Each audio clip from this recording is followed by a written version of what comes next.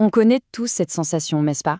Une amitié qui était une vraie source de joie et qui, petit à petit, commence à nous peser, à nous laisser un sentiment de vide ou même carrément d'épuisement. C'est super déroutant et souvent on se sent coupable.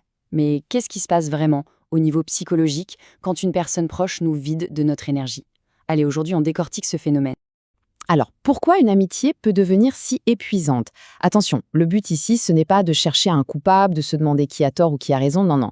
L'objectif, c'est de comprendre les mécanismes profonds qui peuvent transformer une relation qui nous était chère en une source de fatigue. Allez, on explore ça ensemble.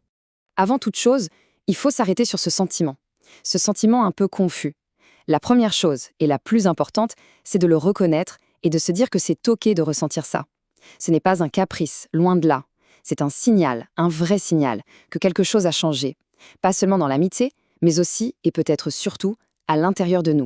Parce que, soyons honnêtes, le premier réflexe, c'est la culpabilité. Direct. On se demande, mais suis-je un mauvais ami? Alors, mettons les choses au clair tout de suite. Cette sensation d'épuisement est très rarement une question de loyauté ou de trahison. C'est plutôt une réaction émotionnelle à une dynamique qui, tout simplement, ne fonctionne plus. Il faut le voir comme un voyant qui s'allume sur un tableau de bord, pas comme une accusation. Bon alors, d'où ça vient concrètement? Il y a une explication psychologique, et elle tourne autour d'un concept clé qui nous aide à y voir plus clair.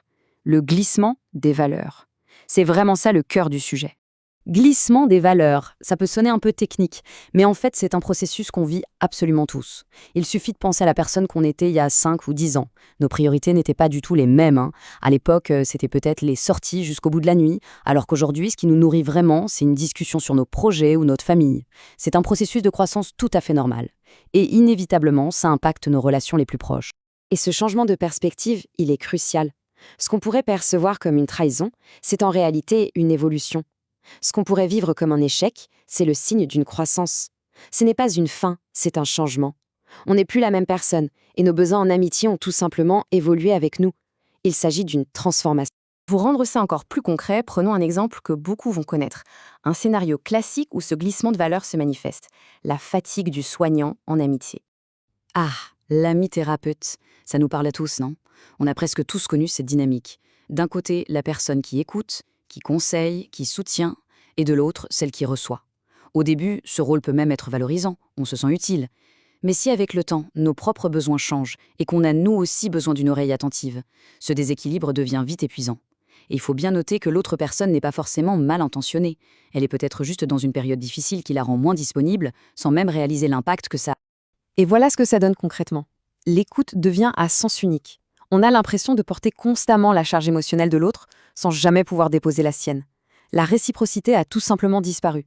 Le résultat? Chaque interaction, au lieu de recharger nos batteries, les vide un peu plus. On termine la conversation en se sentant plus las qu'avant. Et ce qui est fascinant, c'est que cette sensation d'épuisement, ce n'est pas juste une impression. Ce n'est pas juste dans notre tête. C'est une réaction biologique bien réelle. C'est notre cerveau qui entre en jeu pour nous protéger. Eh oui, notre cerveau se met en mode protection. Il est programmé pour notre survie, et ça inclut notre survie émotionnelle. Il est littéralement câblé pour détecter quand une relation nous coûte plus d'énergie qu'elle ne nous en apporte. Le processus est d'une logique implacable. Première étape, la détection. Le cerveau identifie que la relation est déséquilibrée. Deuxième étape, l'évaluation. Il fait le calcul et perçoit qu'on donne bien plus qu'on ne reçoit. Et enfin, troisième étape, la plus importante, la protection. Pour préserver nos ressources mentales, il commence à se désengager. Ce sentiment de distance, cette fatigue, c'est littéralement notre cerveau qui appuie sur le.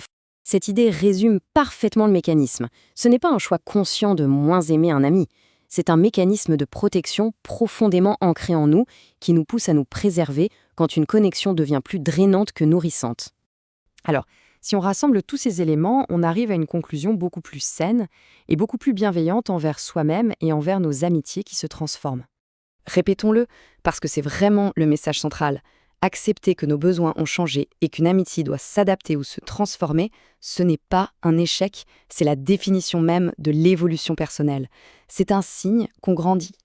Donc, pour résumer, se sentir épuisé, c'est une réaction normale, pas une faute. C'est le signe que nos valeurs et nos besoins évoluent. C'est aussi notre cerveau qui nous protège des relations devenues déséquilibrées. Et au final, ce changement dans une amitié est un signe de croissance personnelle. C'est une opportunité de réévaluer ce dont on a vraiment besoin dans nos relations. Et c'est peut-être ça la question la plus importante à se poser.